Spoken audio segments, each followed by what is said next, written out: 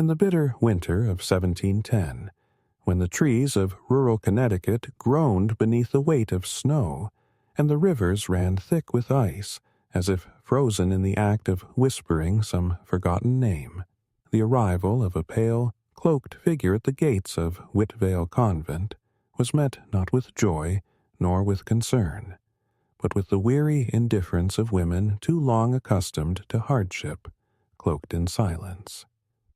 Her name was Sister Agnes, though none of the older nuns had heard of her before, and her transfer papers, though stamped with what appeared to be an ecclesiastical seal, lacked the formal clarity one might expect from such a transition between religious houses. The bishop's signature was smeared, unreadable, and the ink smelled faintly of smoke and brine, as though the parchment had survived fire and sea in equal measure. The Mother Superior, a gaunt, bone-thin woman known only as Reverend Mother Elizabeth, who walked with a cane fashioned from a broken crucifix, and whose eyes carried a perpetual tremble, even when she smiled, accepted the papers with hands that trembled not from age, but from a deep, knotted dread she'd learned long ago not to acknowledge in front of others. Sister Agnes said little. Her voice was soft and mechanical, her accent laced with an old Quebecois dialect that turned every syllable into something half sung and half lost. And though her posture was impeccable, and her piety outwardly evident, there was something faint but undeniable, in the way she blinked too seldom, in the way her smile never touched the edges of her eyes, and in the peculiar stillness that seemed to trail her shadow like a second body. Whitvale itself was a lonesome structure, more fortress than convent, its stones blackened by age and lichen, its steeple bowed as though shamed by the prayers it had failed to carry high enough into heaven.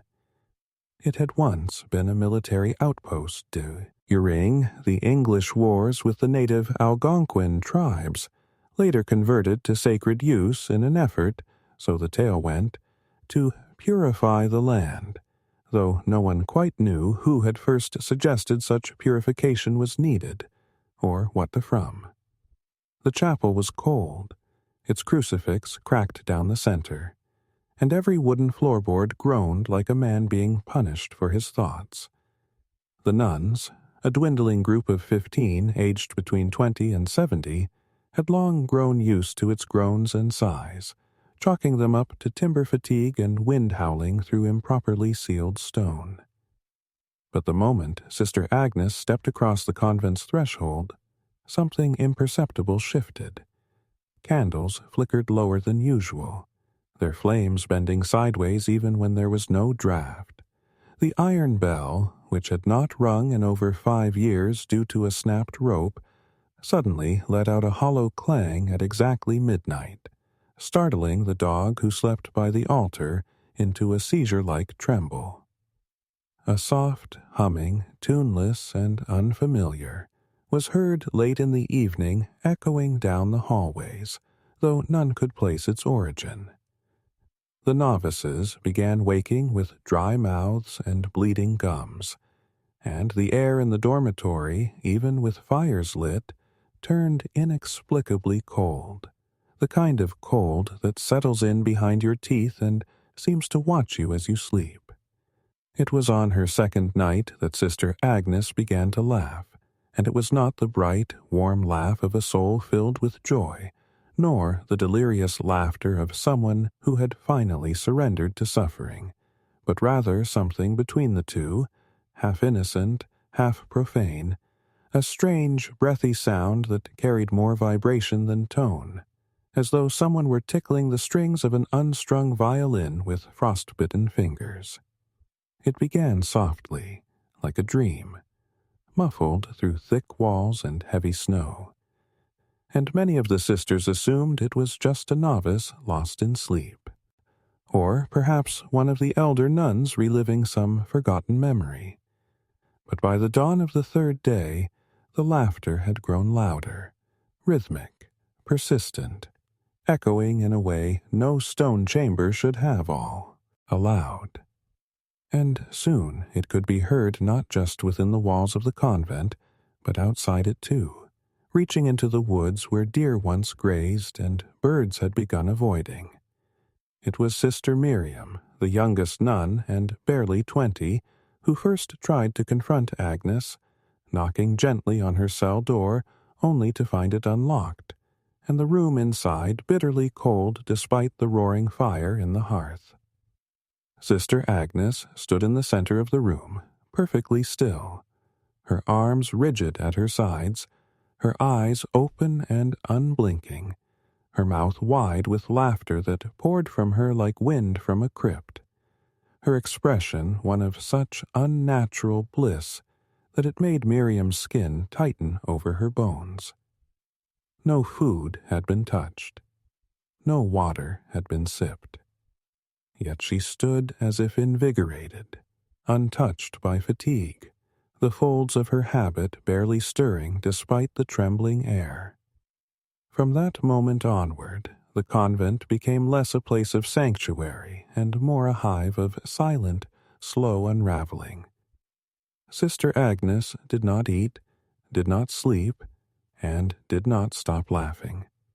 For 6 days, day and night, with no pause, no hoarseness, no rest. By the 4th day, the nearby villagers in Sable Hollow began whispering of witchcraft. They said the devil had worn a nun's robe and walked into holy ground smiling. Some claimed to have seen a white figure standing beneath the chapel's belfry, even though no one had climbed the ladder in decades. Others heard the laughter in their own homes, through shuttered windows and beneath their pillows.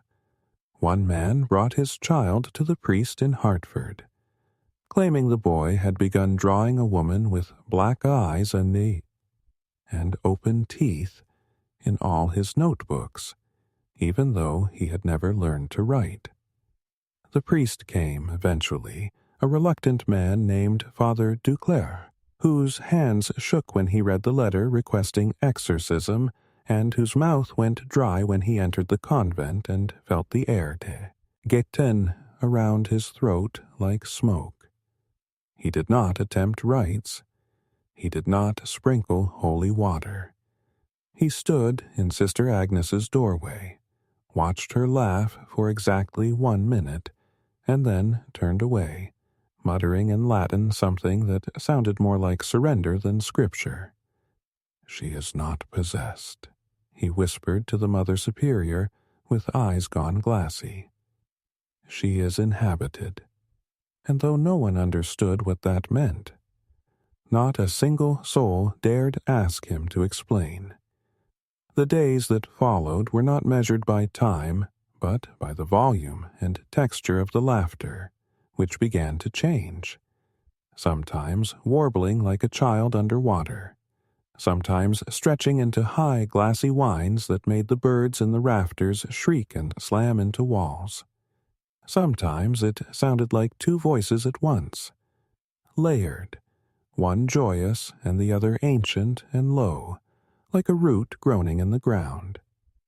The other nuns began to suffer. Sister Judith began weeping blood from one eye and claimed that her dreams were no longer hers, but memories of drowning in places she had never seen. Sister Magdalene stopped speaking entirely, tearing pages from the Psalms and chewing them one by one. Sister Eliza was found asleep standing upright with her arms stretched like a cross and her mouth filled with black dirt. The Mother Superior, once stern and composed, began scribbling frantic letters to bishops who never replied, begging for someone to come and take Sister Agnes away, or at least explain how a woman could laugh for 6 days without breath or mercy or need. On the 5th night, the dog who had lived by the altar barked once, just once, before his jaw locked and he fell over stiff, dead, his eyes open wide, fixed on the ceiling as if something enormous loomed just above. By now, the laughter seemed to echo from everywhere, not just Agnes's room, but from the chapel rafters, from beneath the floorboards, from the stone walls themselves, and yet Sister Agnes did not move. She stood in her room day and night, eyes wide, arms stiff, face frozen in a smile too wide for her lips, and laughed as though it were her only purpose, her only expression of worship or blasphemy, or some unnatural union of both. The older nuns began fasting out of fear, not piety, and when one of them died quietly in her sleep, her face bore the same expression Sister Agnes wore, lips split open in a smile so wide it had torn the corners of her mouth. That night, the bell rang 12 times. No one touched it. No one dared go near. In the village, people began to leave. A girl claimed that her baby brother had been born with teeth and had laughed immediately after birth before dying an hour later. A boy claimed to hear the voice of a woman singing through the trees, calling him to come laugh with her forever. And in the convent, prayer became impossible. The chapel felt heavy, not with the weight of God, but with something far older, and when one nun tried to read from Scripture, the words melted on the page, running like ink in rainwater. The crucifix cracked again, this time all the way through.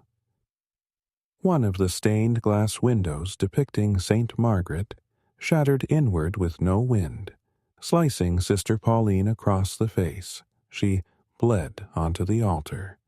No one moved to clean it. And through it all, Sister Agnes laughed. And through it all, something watched. And though her voice never faltered, and her body never moved, and no one could understand what spirit could sustain such unnatural joy, every person within Whitvale Convent, whether nun or guest or servant, began to feel the same slow dread curl around their ribs like vines growing tight. An awareness that Sister Agnes was not simply broken, not simply mad, but instead opened in some unseen way, opened like a door that could not be shut, like a well with no bottom, like a prayer spoken backward until it turned to a scream, and that somewhere behind her eyes, too wide, too bright, something had taken root, and it was learning to mimic a woman. By the 5th day, the Convent had come unstitched from the inside out, not in any grand, fiery collapse, but in the slow, maddening, thread by thread, unraveling of minds that once believed themselves tethered to God and now found themselves dangling above something else entirely, something that neither Scripture nor prayer could bind, and something whose name none dared to guess aloud. It began not with screams or signs, but silence.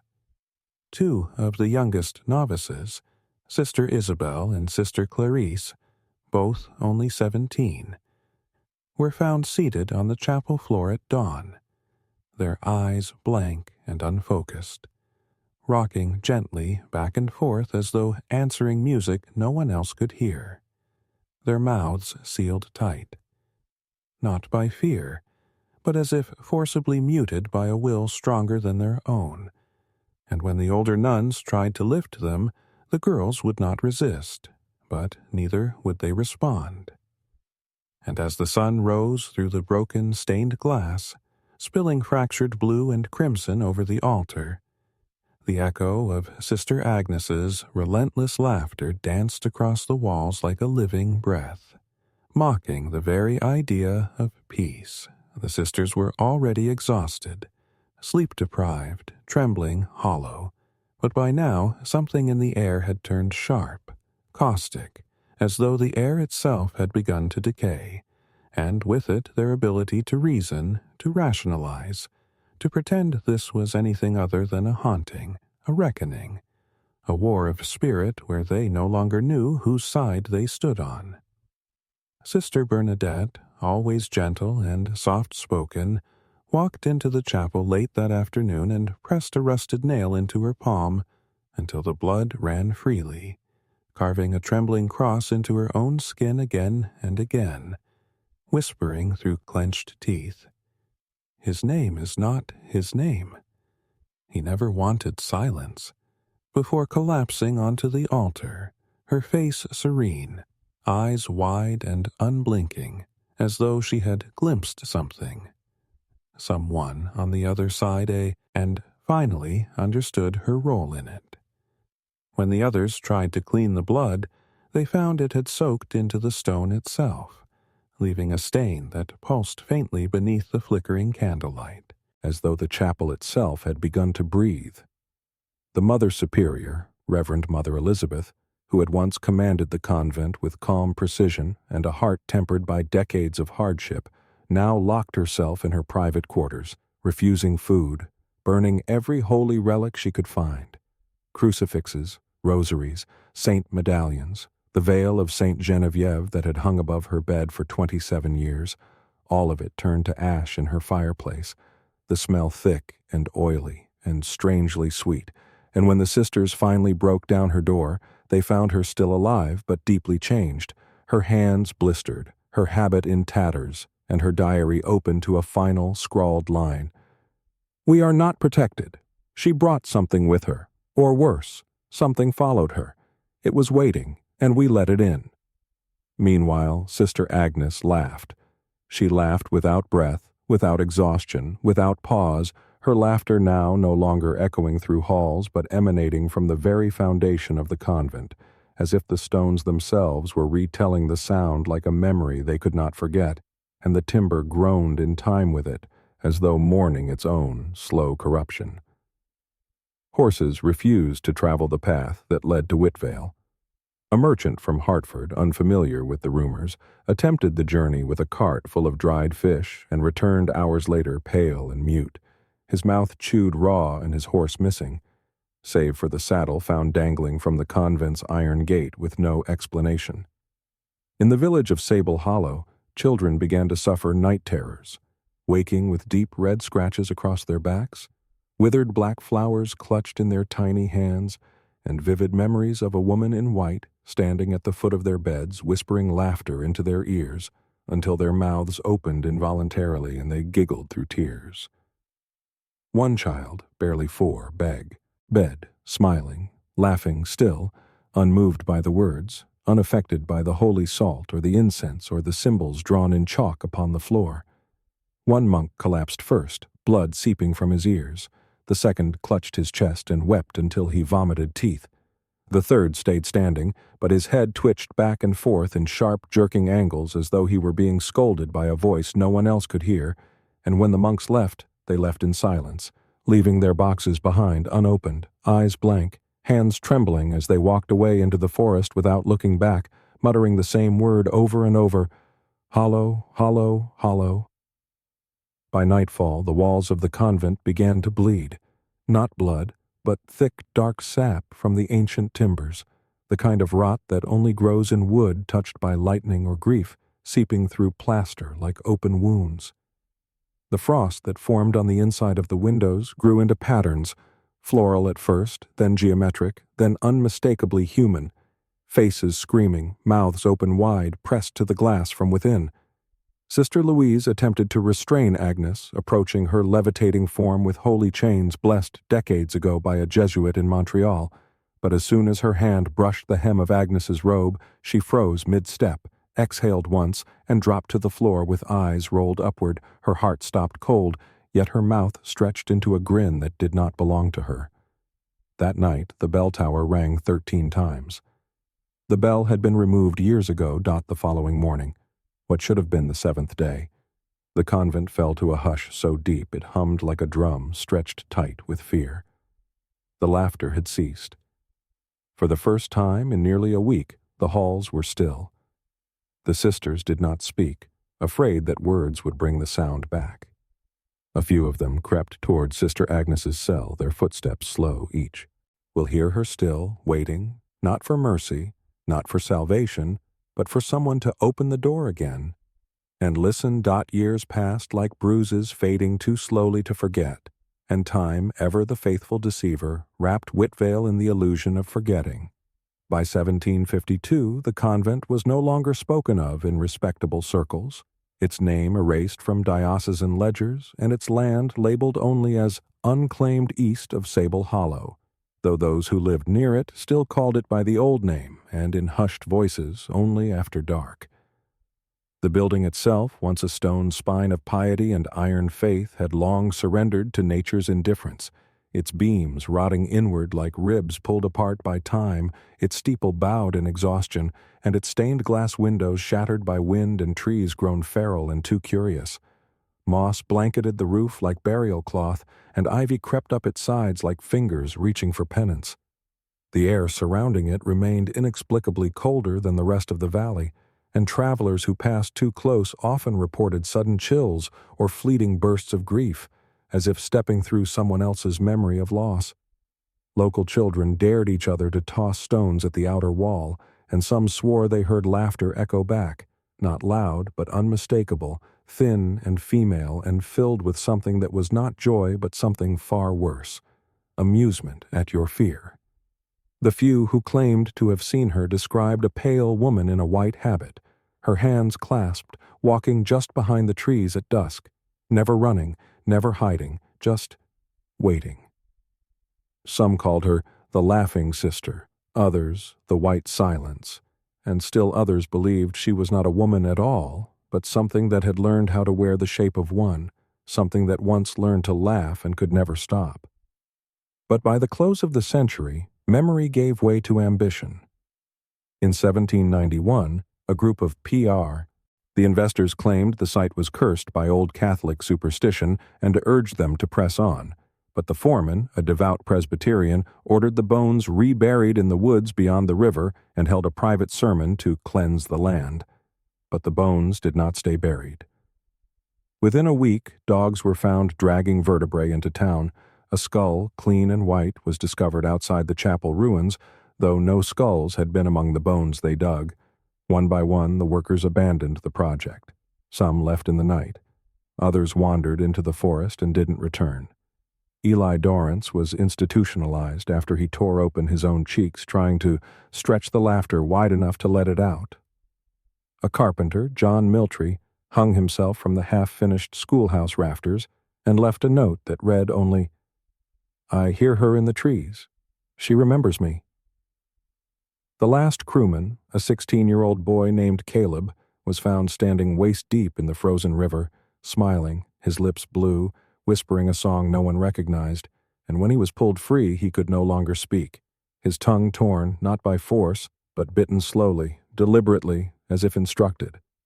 The school was never finished. The land was abandoned again. But this time, no one returned.